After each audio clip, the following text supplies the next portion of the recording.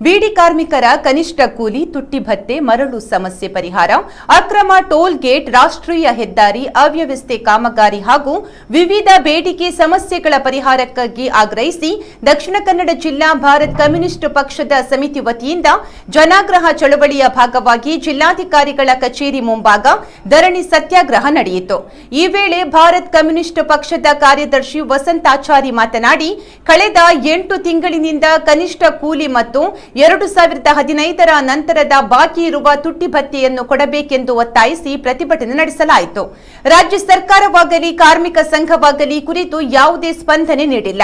ಈ ವಿಚಾರವಾಗಿ ಸಂಸದರಾದ ನಳಿನ್ ಕುಮಾರ್ ಕಟೀಲ್ ಒಂದೇ ಒಂದು ಹೇಳಿಕೆ ಕೊಟ್ಟಿಲ್ಲ.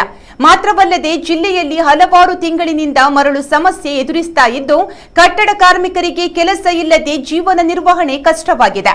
ಕೇಂದ್ರದ ಸಿಆರ್‌ಝೆಡ್ ನೀತಿಗಳು, ರಾಜ್ಯ ಸರ್ಕಾರದ ಜನವಿರೋಧಿ ನೀತಿಗಳು ಇದಕ್ಕೆಲ್ಲ ಕಾರಣವಾಗಿದೆ ಅಂತ ಆಕ್ರೋಶ ವ್ಯಕ್ತಪಡಿಸಿದ್ರು. ನಳಿನ್ ಕುಮಾರ್ ಕಟೀಲ್ ರವರು ಅದಕ್ಕೆ ಪೂರಕವಾಗಿ ವರ್ತಿಸ್ತಾ ಇದ್ದಾರೆ. ಜಿಲ್ಲೆಯ ಅಭಿವೃದ್ಧಿಯ ಒಂದು ಪ್ರಮುಖ ಪ್ರಶ್ನೆ ಆದಂಥ ರಾಷ್ಟ್ರೀಯ ಹೆದ್ದಾರಿ BC ರೋಡ್ನಿಂದ ಹಾಸನ ತನಕ ಚತುಷ್ಪಥ ರಸ್ತೆ ಇವತ್ತು ನೆನೆಗುದೇ ಬಿದ್ದಿದೆ. ಮೂಲರಪಟ್ಟಣ ಸೇತುವೆ ಮುಳುಗಡೆ ಆಗಿದೆ.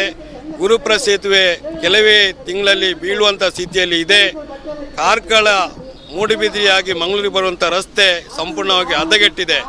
ಇದಕ್ಕೆ ಒಂದು ವ್ಯವಸ್ಥೆ ಮಾಡಲಿಕ್ಕೆ ನಳಿನ್ ಕುಮಾರ್ ಕಟೀಲ್ ಸಾಧ್ಯತೆ ಆಗ್ತಾ ಇಲ್ಲ.